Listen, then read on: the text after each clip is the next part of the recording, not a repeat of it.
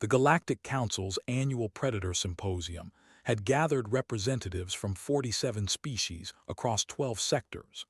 The grand auditorium on station gleamed with bioluminescent panels, casting an ethereal glow over the assembled delegates. Lisa sat in the human delegation's corner, her dark eyes scanning the massive holographic display that dominated the center of the chamber. The Vrax moderator, a mantis-like creature with compound eyes that reflected the light in prismatic patterns, activated the presentation. Esteemed delegates, we present the updated Galactic Predator Registry. These rankings reflect hunting efficiency, kill success rates, and adaptive predation strategies across known civilizations. The hologram flickered to life, displaying a three-dimensional chart. At the top, in glowing amber text, appeared the first entry. 1. Keltharian Apex Stalkers Kelth Prime Gravity, 1.2 g Atmospheric Pressure, 1.1 Standard. A murmur of approval rippled through the Keltharian delegation. The reptilian beings bobbed their crested heads with evident pride. The display showed their impressive statistics: 92% hunt success rate, capable of tracking prey across 700 kilometers, enhanced thermal vision spanning infrared to ultraviolet spectrums. Laura, the human observer standing beside Lisa's seat, leaned forward with interest. His weathered hands gripped the railing as he studied the data. At 63 standard years, he had spent 4 decades as a tracker in Earth's African wilderness before joining the diplomatic corps. His presence here was no accident. The Council had specifically requested humanity send a hunting specialist to validate the new registry. 2. Draxian Pack Coordinators Draxus VII Gravity, 0.9 g Temperature Range, 15-30 degrees C. The wolf-like Draxians chittered amongst themselves, their pointed ears twitching with satisfaction. The hologram detailed their sophisticated pack tactics, chemical communication networks that operated across atmospheric and vacuum conditions, and their ability to coordinate hunts involving up to 300 individuals simultaneously. 3 Yulan Ambush Specialists Yulan III Gravity, 0.8 g Dense Jungle Canopy. Lisa watched as the list continued. Each species had adapted to their world's unique challenges, developing remarkable predatory capabilities.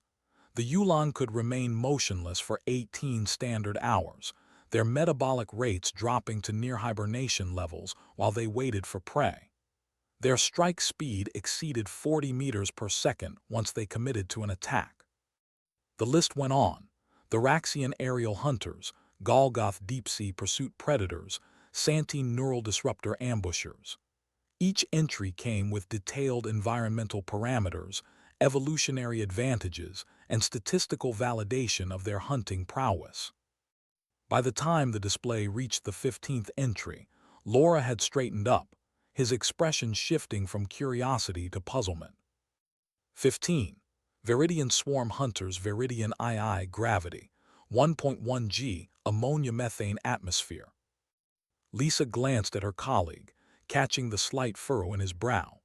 She knew what he was thinking because the same thought had begun to crystallize in her own mind. The Vrax moderator gestured with a blade-like forelimb. The registry extends to encompass 28 certified predator species. Each has been evaluated according to standardized council protocols, with verification from independent xenobiological assessment teams. The list continued scrolling, reaching 20, then 25. Species from ice worlds, desert planets, high-radiation environments, and zero-gravity habitats. Each had carved their niche as hunters in the galactic community. 28. Phantom Stalkers of Nex Ordos Prime Gravity, 1.4 g Extreme Temperature Fluctuations. The hologram completed its display, and the Vrax moderator's antennae quivered with satisfaction. This comprehensive registry represents the finest predatory species known to the Galactic Council. Questions or observations are now welcome. Laura raised his hand. The simple gesture seemed almost comically understated in a room where other species flashed bioluminescent signals, released pheromone clouds, or generated localized electromagnetic pulses to gain attention. Yet something in the human stillness made the Vrax's compound eyes swivel toward him. "Observer Laura of Earth, you have a query." Laura's voice was calm, carrying the measured tone of someone who chose words carefully. "I'm looking at this list. 28 species, very impressive data, but I'm not seeing Earth anywhere on here." A strange silence fell over the auditorium. Several species exchanged what their translators rendered as confused or concerned signals. The Vrax moderator's antennae twitched, a gesture Lisa had learned indicated uncertainty. "Earth, yes, the human homeworld." The moderator consulted a secondary display, manipulating holographic controls with its forearms. "Ah, Earth is classified in our xenogeographical database, but not listed in the Predator Registry." "Why not?" Laura's question was simple, but Lisa detected the edge beneath it. A Keltharian delegate rose, its crest fully extended. "The Predator Registry specifically catalogs species that have achieved recognition for hunting excellence in controlled, civilized contexts. We are all evolved predators who have channeled these instincts into sport, culinary refinement, and cultural practices." "Right," Laura said slowly. "So hunting ability, success rates, adaptability, these are the criteria." "Correct," the Vrax moderator confirmed. "Then why isn't Earth on the list?" Laura pressed. Another delegate, this one a Draxian with silver-gray fur, stood. Its translator rendered its growling speech into standard galactic. "Human Laura, are you suggesting your species belongs on this registry? The Council's xenobiological surveys of Earth are quite thorough. Your species has significant tool use capabilities, yes, and notable persistence hunting adaptations. But compared to the species listed here—" "How is Earth classified in your database?" Lisa interrupted, her voice cutting through the chamber. She had remained silent until now, but Laura's line of questioning had sparked something. She accessed her personal datapad, pulling up humanity's own records. The Vrax moderator hesitated, its translator producing a sound that approximated a nervous cough. "Earth is. It carries a specific designation." "What designation?" Laura asked. "Class 12 Deathworld," the moderator said quietly. The chamber erupted. Species that had been calmly discussing hunting statistics moments before began agitated conversations. The translators struggled to keep pace with the overlapping signals, pheromones, and vocalizations. "Order," the Vrax moderator's voice cut through the chaos. "Order in this chamber." Laura waited for the noise to subside, then spoke into the relative quiet. "Exactly." Lisa felt a grim smile tugging at her lips. She pulled up Earth's classification details on her datapad and transmitted them to the main holographic display. The data materialized in stark, clinical text. "Earth Sol III, Class 12 DHWRLD. Gravity, 1G Galactic Standard. Atmospheric composition, 21% free oxygen, highly reactive, 78% nitrogen, trace gases. Atmospheric pressure, 101.3 kPa, 1 standard atmosphere upper range for habitable worlds. Temperature range, degrees C to plus 57 degrees C, extreme fluctuation. Tectonic activity, high frequent earthquakes, volcanic events. Weather patterns, violent hurricanes, tornadoes, monsoons, blizzards. Biodiversity, extreme, estimated 8.7 million species. Predator density, critical predators at every environmental level. Microbial threat level, severe bacteria, viruses, fungi, parasites in constant evolution. UV radiation, moderate to high, ozone layer provides partial protection. Natural disasters, comprehensive floods, droughts, wildfires, tsunamis, avalanches. Survival rating for galactic standard species, 0.03%. The Caltharian delegate who had spoken earlier stared at the display, its crest slowly flattening. This cannot be accurate. No species could evolve under these conditions.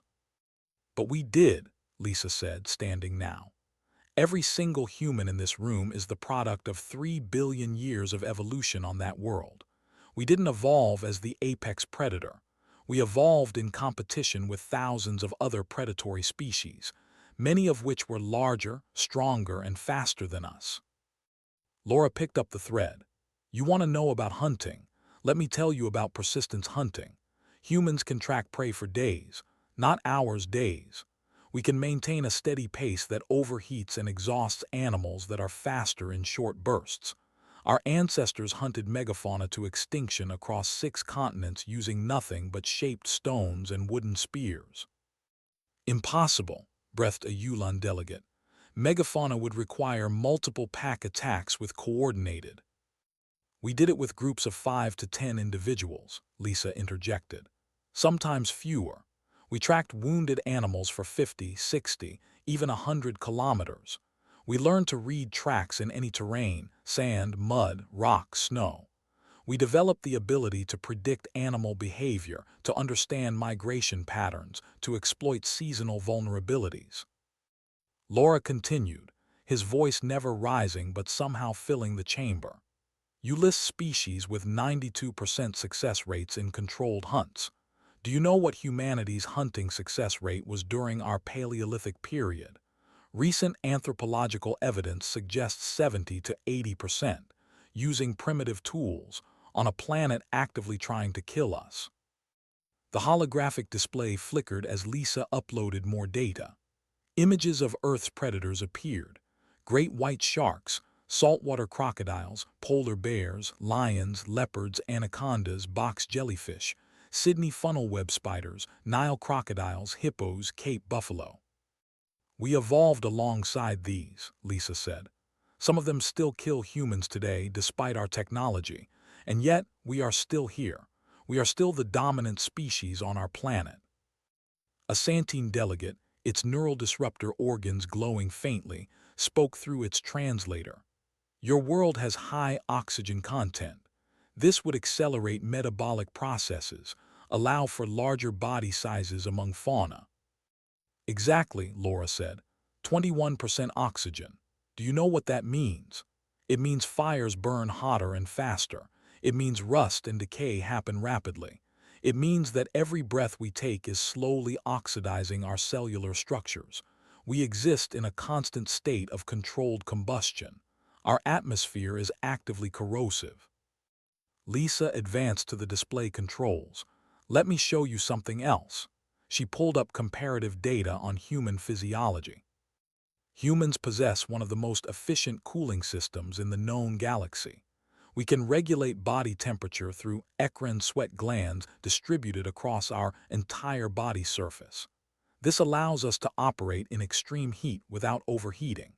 We can also survive in extreme cold through behavioral adaptation and technology use. We have binocular vision, Laura added, giving us exceptional depth perception, a trait primarily associated with predatory species. We have forward-facing eyes. Look around this room. How many species here have forward-facing eyes? Predators have forward-facing eyes. Prey have lateral eyes for maximum field of view. The Draxian delegate who had spoken earlier seemed to shrink into its seat. It had forward-facing eyes. So did the Caltharians. So did most of the species on the predator registry. But it's not just physical adaptations, Lisa said. Humans possess exceptional pattern recognition capabilities. We can identify threats and opportunities from minimal data. We can predict outcomes based on incomplete information. We can adapt to new environments faster than almost any other known species. Laura gestured to the registry list still floating in the background. Your top predator, the Caltharian apex stalkers, they evolved on a world with 1.2 g gravity and stable atmospheric conditions. Impressive. They can track prey across 700 kilometers, but humans have tracked prey across entire continents, through every biome Earth offers, deserts, jungles, tundra, mountains, swamps. The Draxian pack coordinators can field 300 individuals in a coordinated hunt, Lisa continued. Humans have organized hunting parties of thousands when necessary. We domesticated wolves, creatures that were competing with us for the same prey, and turned them into partners. We didn't just adapt to our environment, we adapted our environment to us. The Vrax's moderator's antennae were now completely flattened against its carapace, a sign of extreme stress. The purpose of the Predator Registry is to acknowledge hunting prowess within the context of galactic civilization. Then let me tell you about human hunting in the context of civilization, Laura said, his voice taking on a harder edge. We hunt for sport. We hunt for food. We hunt for conservation, managing ecosystems because we drove so many species to extinction that we had to develop an entire scientific discipline just to prevent more extinctions. We have hunters who track animals with nothing but their senses and experience. We have hunters who use advanced technology. We have hunters who can drop a target from 2,000 meters with a single projectile. Lisa pulled up another data set. Earth military forces train snipers who can remain motionless in hostile conditions for days, waiting for a single shot opportunity. These individuals operate in any environment, any weather, any terrain. Urban, jungle, desert, Arctic, maritime, it doesn't matter. They adapt. And that's just specialized individuals, Laura added. The average human with minimal training can learn to track, hunt, and process game animals within weeks. It's in our genetic memory. We are born predators. The chamber had fallen silent again, but this silence felt different. It wasn't confusion now. It was a creeping realization. A small delegate from a low-gravity world finally spoke, its voice barely above a whisper through the translator. You evolved on a Class 12 Deathworld. You survived conditions that would kill 99.97% of galactic species, and you're saying you're offended you're not on our predator list. No, Lisa said calmly. We're saying we understand why we're not on your list. Laura nodded. This list is for civilized species who hunt within controlled parameters, who have evolved past survival necessity into sport and culture. We respect that. But don't confuse absence from this list with lack of capability. The Vrax's moderator seemed to regain some composure. The Galactic Council maintains the Deathworld classification precisely because species from such environments require special consideration. Your adaptations, while impressive, are the result of evolutionary pressure we cannot properly evaluate in standardized metrics. Special consideration, Lisa repeated. That's diplomatic language for we're scared of what we might find if we look too closely. Not fear, the Vrax said carefully. Respect and caution. Your species nearly destroyed itself multiple times before achieving space travel. Your history is filled with conflict on a scale most civilizations cannot comprehend. You developed weapons capable of rendering your entire planet uninhabitable. You are, by definition, survival specialists from a world that actively selected for aggression, adaptability, and resilience. Laura's expression softened slightly. So you do understand. We understand, the Keltharian delegate said, its voice quieter now, that humans are not on the Predator Registry for the same reason Earth is classified as a death world. Because some things exist outside our normal frameworks of evaluation. Because some evolutionary paths lead to outcomes we cannot easily categorize. Lisa closed her datapad. We didn't come here to boast or to challenge anyone's accomplishments. Every species on this list has earned their place through genuine skill and evolutionary excellence. But when you publish a registry of the galaxy's top hunters and omit the species from the only Class 12 Deathworld currently in the Council, people will ask questions. And now those questions have been answered, the Vrax moderator said. Earth is not on the Predator Registry because Earth is a death world.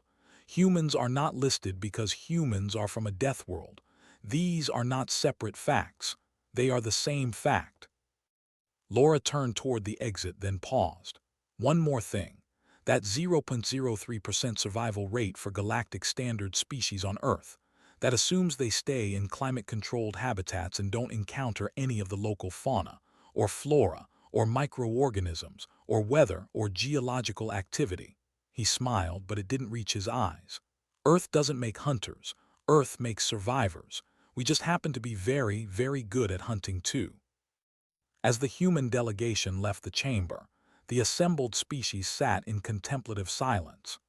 The holographic display still showed the predator registry, 28 species representing the finest hunters the galaxy had produced through billions of years of evolution on stable, reasonable worlds.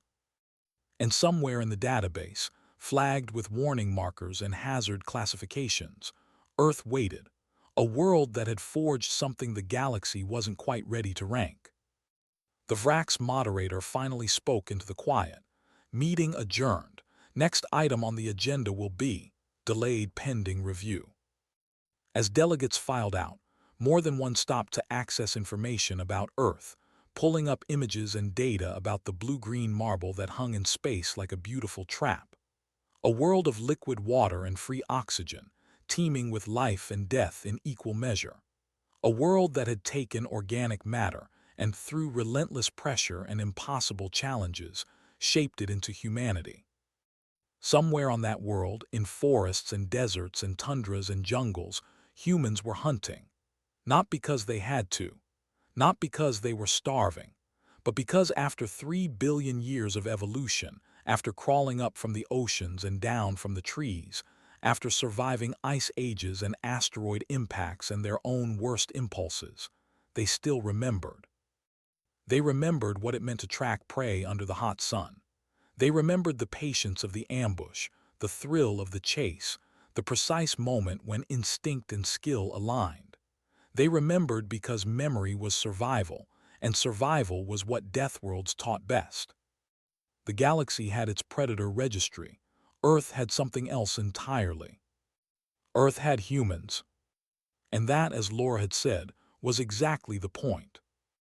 And